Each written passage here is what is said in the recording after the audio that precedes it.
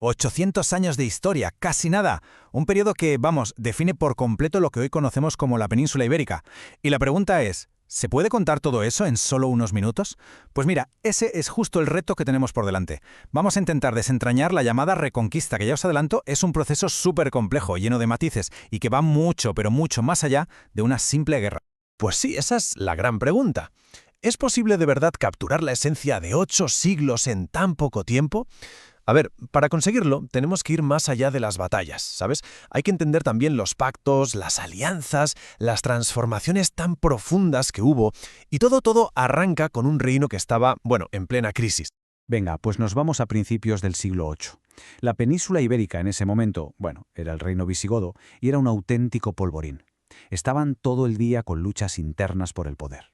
Y claro, en medio de todo ese caos, se abrió una puerta que iba a cambiar la historia para siempre. El año clave, el que lo cambia todo, es el 711. Fijaos, un ejército bereber con un general llamado Tariq ibn Ziyad a la cabeza cruza el estrecho de Gibraltar.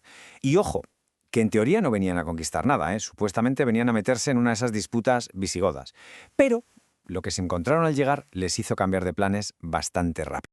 Y aquí llega el choque decisivo, la batalla de Guadalete. El rey visigodo, Rodrigo, muere en combate. Y con él se desmorona absolutamente toda la estructura del reino. La resistencia, lo que quedaba de ella, se viene abajo como un castillo de naipes. A partir de aquí el avance musulmán es fulminante.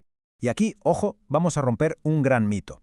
Porque muchas veces nos imaginamos una invasión a sangre y fuego, ¿verdad? Una destrucción total. Pero la realidad fue, a menudo, muy distinta. No fue solo conquista, fue también negociación. Muchísimas comunidades simplemente se rindieron, firmaron pactos que les permitían conservar sus propiedades y su religión a cambio de pagar impuestos. Y claro, eso explica por qué el avance fue tan increíblemente rápido. Entonces, claro, aquí llega la pregunta del millón. Si en poquísimos años casi toda la península ya era lo que conocemos como Al-Ándalus, ¿de dónde sale siquiera la idea de una reconquista? ¿Es que quedó algún foco de resistencia en alguna parte? Pues la respuesta la tenemos en el norte, en las montañas de Asturias, una zona súper escarpada. Era un territorio muy difícil de controlar, con la gente muy dispersa y, para qué engañarnos, poco atractivo económicamente para los nuevos gobernantes. Y fue justo ahí, en ese rincón tan aislado, donde prendió la primera llama. Hablamos del año 722, más o menos. Un líder local, un tal Pelayo, consigue una victoria contra una expedición musulmana en Covadonga. A ver, que históricamente a lo mejor fue una escaramuza sin más, algo pequeño, pero su valor simbólico, eso fue gigantesco. Se convirtió ni más ni menos que en el mito fundacional de toda la resistencia cristiana. Y esto es fundamental que lo entendamos. Durante los primeros siglos no había ningún plan maestro para reconquistar nada, que va. Lo que había era una lucha por la pura supervivencia. Era una frontera súper inestable, donde a veces se pegaban y otras veces pactaban. De hecho, no era nada raro ver alianzas entre nobles cristianos y musulmanes para luchar contra otros. La idea de una cruzada unificada, eso tardaría muchísimo en llegar. A partir de ese pequeño núcleo en Asturias y de otros que surgieron en los Pirineos, la resistencia cristiana empezó a crecer como una mancha de aceite. Muy lentamente, eso sí. Fueron haciendo y expandiéndose los reinos que marcarían la historia. Primero Asturias, que luego se convertiría en León, en los Pirineos, Navarra y Aragón, y finalmente el que acabaría siendo el gran motor de la expansión, Castilla. Durante siglos, el mapa fue una especie de tablero de ajedrez muy dinámico. Pero llega un momento en que el ritmo de la partida cambia por completo. De repente, el avance cristiano deja de ser esa erosión lenta y constante y se convierte directamente en una balanza. Y ese punto de inflexión tiene una fecha, 1085. Es un antes y un después. El rey Alfonso VI de León y Castilla conquista Toledo. Y cuidado, que esto no es solo ganar una ciudad más, es tomar el corazón simbólico de la antigua Hispania visigoda. Un golpe estratégico y de prestigio brutal, que hizo que saltaran todas, absolutamente todas, las alarmas en Al-Ándalus. Claro, la caída de Toledo provocó una reacción, y vaya reacción. Desde el norte de África llegaron nuevos imperios, primero los almorávides y luego los almohades.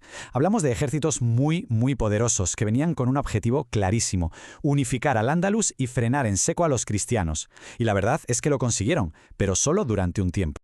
El enfrentamiento definitivo, la gran batalla, llegó en el año 1212, en las Navas de Tolosa. Una coalición de reinos cristianos, algo que no se veía a menudo, se enfrentó al superpoderoso ejército almohade.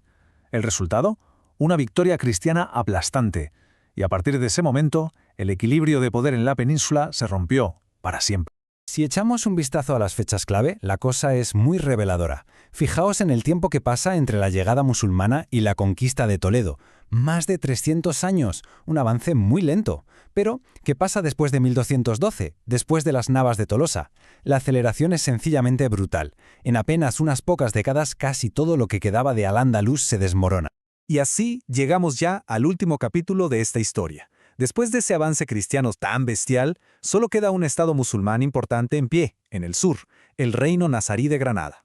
Y lo más increíble de todo es que consiguió resistir casi 250 años más. Y la pregunta es, ¿cómo lo hizo? Pues fue una auténtica clase magistral de supervivencia. Granada no solo se defendió con murallas, que va, lo hizo con una diplomacia súper astuta. Pagaba tributos a Castilla cuando tocaba para ganar tiempo, se aliaba con quien le convenía en cada momento y, por supuesto, aprovechó una geografía montañosa increíble que era en sí misma una fortaleza natural. Pero en el siglo XV algo cambia el panorama de forma radical. El matrimonio de Isabel de Castilla y Fernando de Aragón, los que conocemos como los Reyes Católicos. Esta unión junta a los dos reinos cristianos más poderosos y por primera vez tienen un objetivo común y, sobre todo, los recursos para conseguirlo, la conquista final de Granada. Y así arranca la Guerra de Granada. Que ojo, no fue una batalla, fue una campaña larguísima, metódica, un asedio que duró 10 años. Los ejércitos cristianos fueron conquistando una por una, sistemáticamente, todas las ciudades y fortalezas que rodeaban Granada, hasta que la capital, al final, quedó completamente aislada. El 2 de enero de 1492, el último sultán Boabdil entrega las llaves de la ciudad a los Reyes Católicos, y con ese acto se pone fin de manera oficial a casi 800 años de presencia política musulmana en la península ibérica. Se acabó, la reconquista como tal había terminado.